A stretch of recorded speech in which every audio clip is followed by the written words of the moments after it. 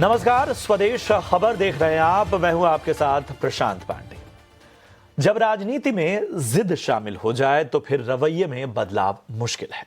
अमेरिकी राष्ट्रपति Donald Trump tariff को लेकर लगातार बयानबाजी कर रहे हैं। चीन और भारत पर रेसिप्रोकल टैरिफ लगाने की धमकियां दे रहे हैं। ट्रंप के सख्त रुख से भारत पर इसका कितना असर पड़ेगा, इकोनॉमी में किन सेक्टर पर इनका प्रभाव देखा जा सकता है, इसी पर आज हम एक खास चर्चा लेकर आए हैं।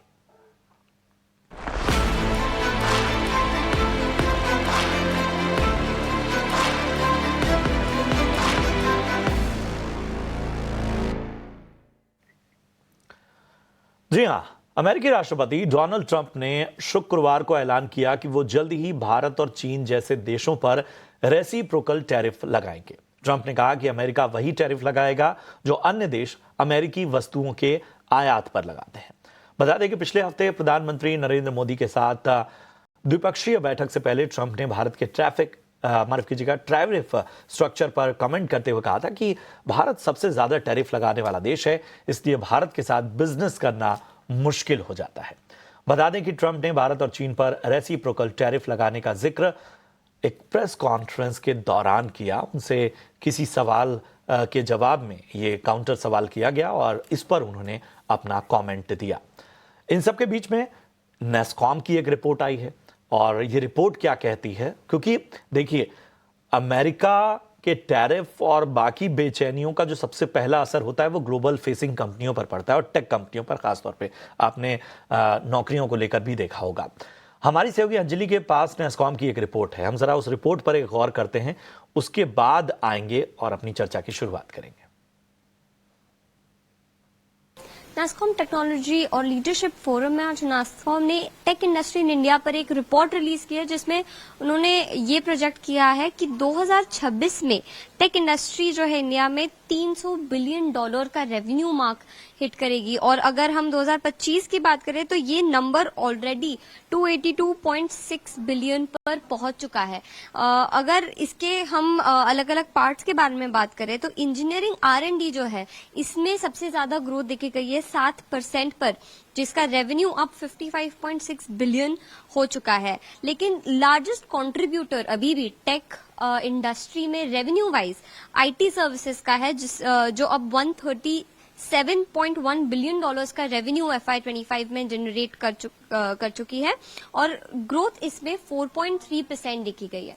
इसके साथ इस रिपोर्ट में हायरिंग के बारे में भी बात की गई है कि टेक इंडस्ट्री 2025 में एक नेट हायरर रहा है, जिसने 5.8 मिलियन जॉब्स अभी तक क्यूमुलेटिवली क्रिएट किए हैं, जिसमें 2025 में 1,26,000 जॉब्स ऐड किए गए हैं। GCCs भी, जो कि एक की फोकस एरिया है टेक इंडस्ट्री के अंदर, उसमें 1,760 से भी ज्यादा GCCs अब इंडिया में काम करते हैं, जिसमें हाई वैल्यू सर्विसेज और इंजीनियरिंग R&D इन दो एरियाज पर ज्यादा फोकस रहेगा। इसके साथ इंडिया में 785 M&A डील्स भी साइन की गई है, उससे भी ज्यादा। और अगर GCCs, हम उन GCCs की बात करें जिनमें AI कैपेबिलिटीज है, तो अब ये नंबर 500 के ऊपर जा चुका है।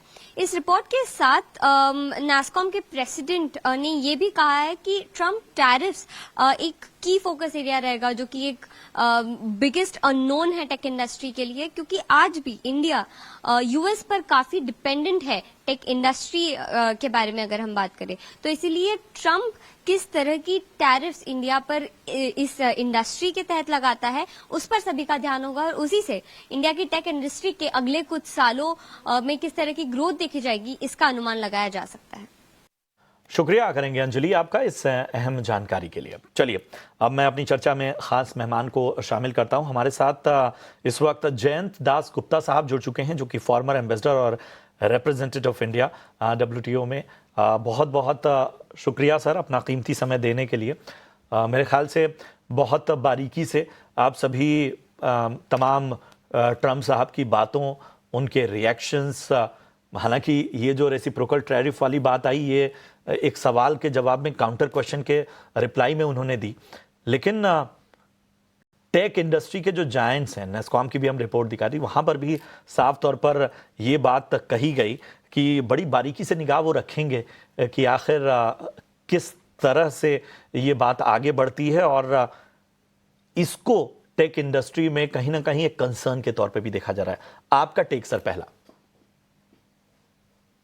टेक इंडस्ट्री का जहां तक सवाल है, 1997 में एक विश्व व्यापार संगठन के तहत एक समझौता हुआ था जिसमें यूएस, भारत सभी देशों ने दस्तखत किए थे। उसके अनुसार जो 200 से अधिक जो इंफॉर्मेशन टेक्नोलॉजी के प्रोडक्ट्स हैं उन पर कोई ड्यूटी नहीं लग सकती है। ये एक करार है, समझौता है। दोनों देश और भी यूरोपियन यूनियन, जापान, कोरिया सभी लोगों ने इस पर दस्तखत के हस्ताक्षर किए हैं और बाद में चीन ने जब एक्सेशन किया, डब्ल्यूटीओ में योगदान किया, उसके बाद उन्होंने भी किया। तो टेक इंडस्ट्री मेरे ख्याल में जहां तक हार्डवेयर इंपोर्ट्स का सवाल है उस लिहाज से मेरे ख्याल में उसे अभी कोई आशंका नहीं है उस इंडस्ट्री को। टेक इंडस्ट्री में एक चीज और भी होती है कि temporary movement of skilled personal होता है जो H1B वीजा के नाम से जाना जाता है। अगर किसी अमेरिकी कंपनी ने, भारतीय कंपनी जैसे मान लिया बड़ी जो कंपनियां हैं TCS, विप्रो, इनको कोई कॉन्ट्रैक्ट दिया और सॉफ्टवेयर डेवलपमेंट के लिए, और उसमें ये जरूरी हो गया कि भारत से कोई इंजीनियर जा करके वहाँ चाहे तो सिस्टम को के इम्प्लीमेंटेशन में या हैंड होल्डिंग के लिए या समझाने के लिए जाना जरूरी है, तो शॉर्ट टर्म वीजा के रूप में वो जाते हैं लोग। 3 साल तक का वीजा मिलता है यूएस सिस्टम में, H1B वीजा। तो इसमें अब ये बात उठ रही है, ट्रंप साहब ने सीधे इस पर कोई बात अब तक नहीं की है, लेकिन 2 महीने पहले इस पर चर्चा हुई थी और उसमें एलोन मस्क ने कहा था कि साहब इसमें सुधार की आवश्यकता है लेकिन रोक लगाने की आवश्यकता नहीं है। रोक लगाना अमेरिका के लिए हानिकारक होगा।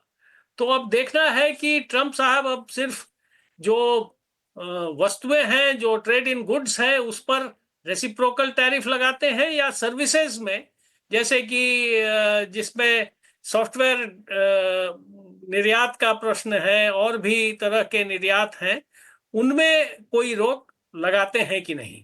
तो ये अभी फिलहाल के लिए सर्विसेज इंडस्ट्री जिसमें कि global capability centres, artificial intelligence, ये सारे शामिल हैं, इनमें अभी कोई तत्काल आशंका नहीं है। इस चीज को समझना बहुत आवश्यक था कि सर्विसेज और इसके साथ ही जो वस्तुएं हैं उन पर इसके मायने कितने इंपॉर्टेंट हो जाते हैं, और उस हिसाब से शायद और आने वाले दिनों में जब तस्वीर स्पष्ट होगी तो समझ में आएगा। डॉक्टर अजय सहाय साहब भी हमारे साथ जुड़ चुके हैं, डीजी और सीईओ हैं FIEO यानी Federation of Indian Export Organisation से। डॉक्टर साहब बहुत बहुत शुक्रिया अपना कीमती समय देने के लिए। आप ये जो मौजूदा डेवलपमेंट्स हैं उसे लेकर चिंतित हैं या आप भी मानते हैं कि थोड़ा सा बार्गेनिंग जो है पार भारत की वो थोड़ा सा कहीं ना कहीं ट्रंप वाले शासनकाल में थोड़ी सी कमजोर नजर आती है, और उस वजह से अब हमें यह भी देखना होगा कि आखिर किस तरह से ट्रंप भी देखते हैं, क्योंकि हमें यह भी मानना होगा कि जिस बिजनेस फ्रेंडली माहौल की बात वो करते हैं ट्रंप और बिजनेस प्रो माने जाते हैं, उसको भी तो बहुत बड़ा डेंट लगने वाला है अगर इसमें और ज्यादा टाइटनिंग आती। देखिए, जहां तक टैरिफ का सवाल है, उनका एक ऑब्जेक्टिव टैरिफ का है कि सर्टेन सेक्टर्स में उनको मैन्युफैक्चरिंग अट्रैक्ट करनी है, मैन्युफैक्चरिंग को स्ट्रेंथन करना है।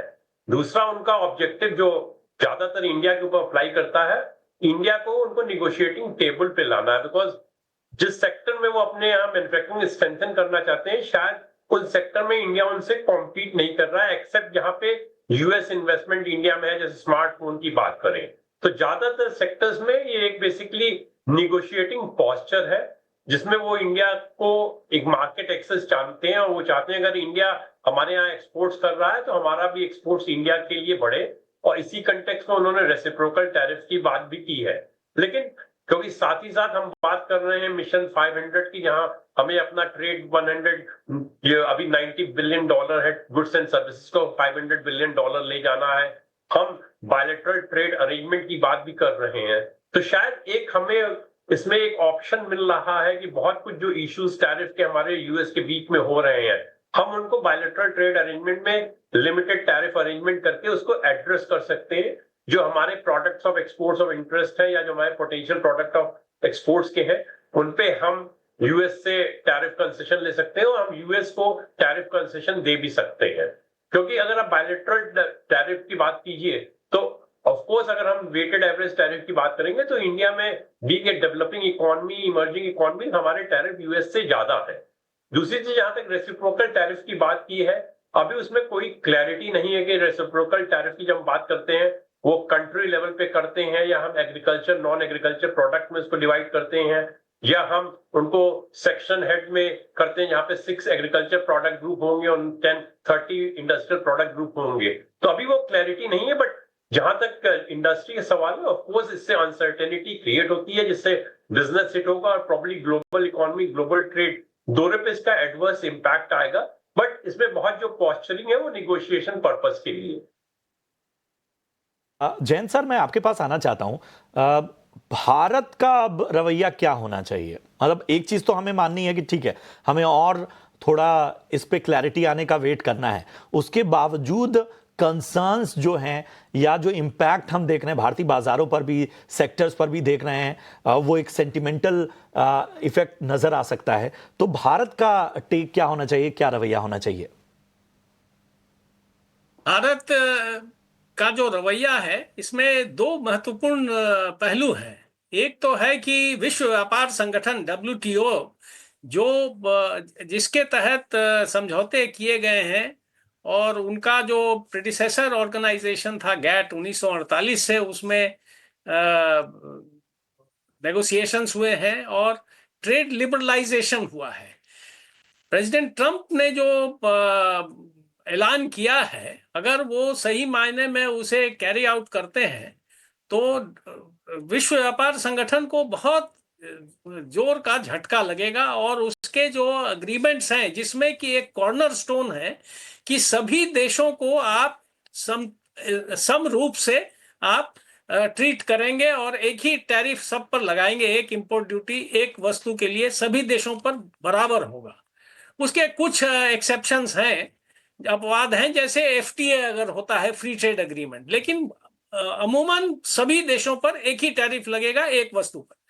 ट्रंप साहब रेसिप्रोकल टैरिफ देश के ऊपर निर्भर, उनका जो है कहना है कि अगर भारत लगाता है किसी वस्तु पर 5% तो मैं भी 5% लगाऊंगा, अगर वो 50% लगाता है मैं भी 50% लगाऊंगा। तो ये WTO के जो कॉर्नर स्टोन है, फाउंडेशनल प्रिंसिपल है, उसके खिलाफ है। अब हिंदुस्तान को इसमें एक फैसला लेना होगा कि इसमें हार्ड स्टैंड ले या सॉफ्ट स्टैंड ले। तो जहां तक निर्यात का सवाल है, हमारा निर्यात लगभग $87 बिलियन हुआ है पिछले वर्ष, और जो आयात हमने यूएस से किया है वो करीब $42 बिलियन का हुआ है। तो $45 बिलियन का उसमें हमारा ट्रेड सरप्लस है इन गुड्स। उसमें प्रेसिडेंट ट्रंप के तरफ से जो इंगित मिला है कि भारत उस ट्रेड डेफिसिट को, यूएस के ट्रेड डेफिसिट को घटाए। कैसे घटाए? एक तो कि ज्यादा तेल और गैस का आयात करे।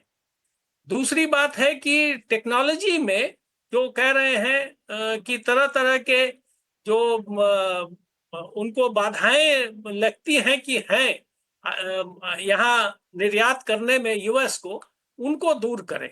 और तीसरी चीज है, अगर किसी वस्तु पर या कोई उत्पादन पर अगर बहुत ज्यादा टैरिफ है, ड्यूटी है, तो उसको घटाना पड़ेगा। जैसे इलॉन मस्क की गाड़ी जो है, बिल्कुल टेस्ला पर की बात होती है। बिल्कुल तो बिल्कुल, ये बहुत अहम बात है। शायद वो जो कारोबार की बात जब आती है, जिसका मैं जिक्र भी कर रहा था, वहां पर डेंट लगना अमेरिका को भी कहीं ना कहीं लगना है, और इस चीजों को भी अमेरिका देख रहा होगा।